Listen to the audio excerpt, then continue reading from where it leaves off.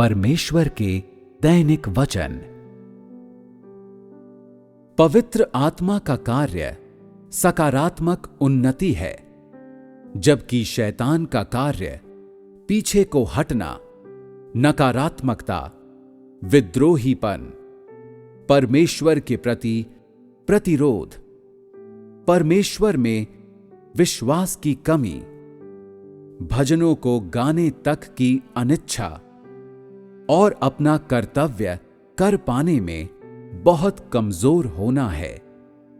वो सब कुछ जो पवित्र आत्मा के प्रबोधन से उपजता है, वो काफी स्वाभाविक होता है।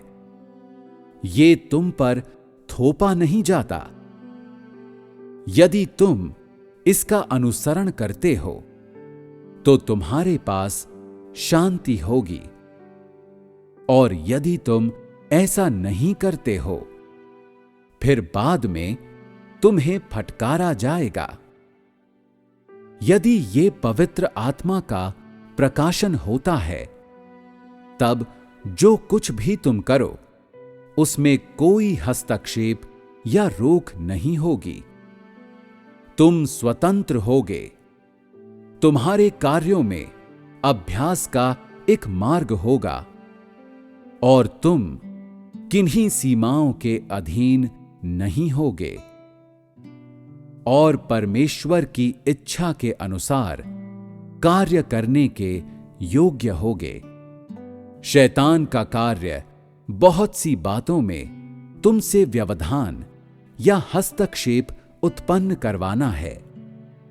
ये तुम्हें प्रार्थना करने से विमुख करता है और परमेश्वर के वचनों को खाने और पीने में बहुत आलसी बनाता है।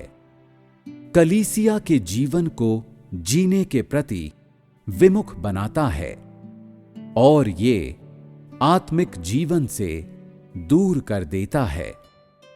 पवित्र आत्मा का कार्य तुम्हारे दैनिक जीवन में हस्तक्षेप नहीं करता और सामान्य आत्मिक जीवन में तुम्हारे प्रवेश करने में हस्तक्षेप नहीं करता।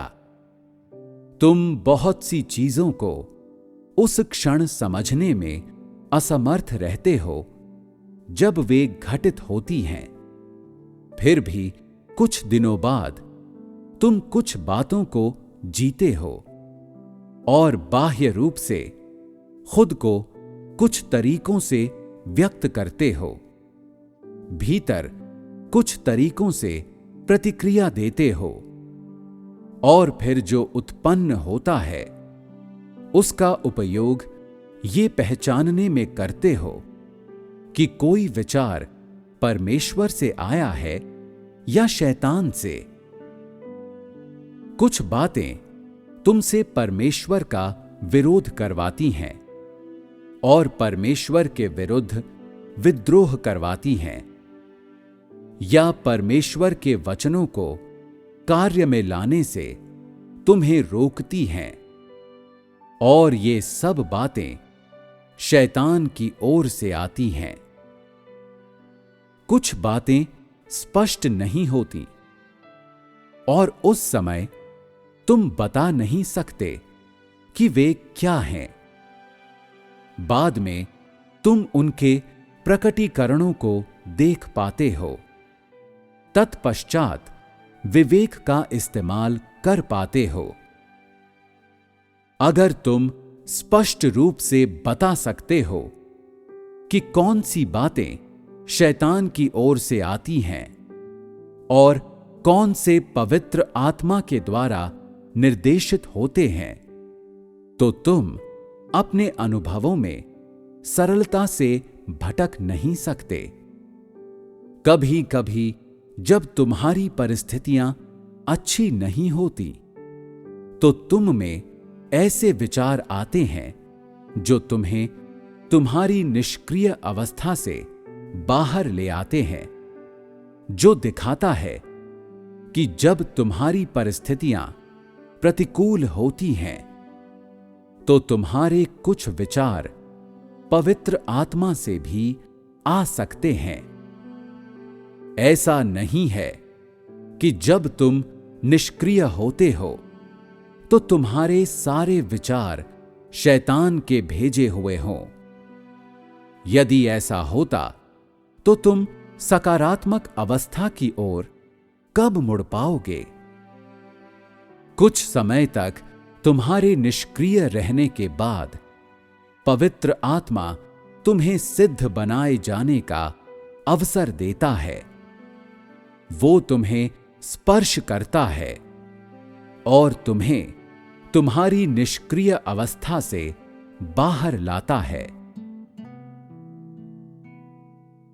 ये जानने के द्वारा कि पवित्र आत्मा का कार्य क्या है और शैतान का कार्य क्या है, तुम इनकी तुलना अपने अनुभवों के दौरान अपनी स्वयं की दशा से और अपने अनुभवों के साथ कर सकते हो और इस प्रकार से तुम्हारे अनुभवों में सिद्धांत से संबंधित और अधिक सत्य प्रकट होंगे।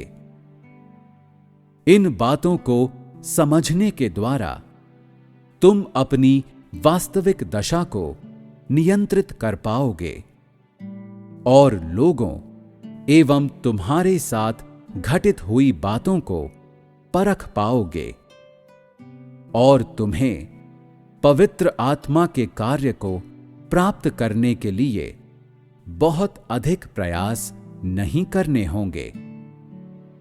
निसंदेह ये तब तक ही होगा जब तक तुम्हारी प्रेरणाएं सही हैं और जब तक तुम खोजने और अभ्यास करने के लिए तैयार हो। इस प्रकार की भाषा वो भाषा जो सिद्धांतों से संबंधित है तुम्हारे अनुभवों में दिखनी चाहिए।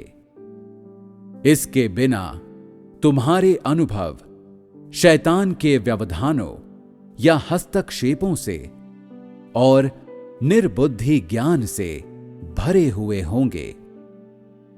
यदि तुम ये नहीं समझते कि पवित्र आत्मा कैसे कार्य करता है तो तुम ये भी नहीं समझ सकते कि कैसे प्रवेश करें, और यदि तुम ये नहीं समझते कि शैतान कैसे कार्य करता है तो तुम ये भी नहीं समझते कि तुम्हें अपने चाल चलन में कैसे सावधान रहना है। लोगों को समझना चाहिए कि पवित्र आत्मा कैसे कार्य करता है और शैतान कैसे कार्य करता है। वे लोगों के अनुभवों के अभिन्न अंग हैं।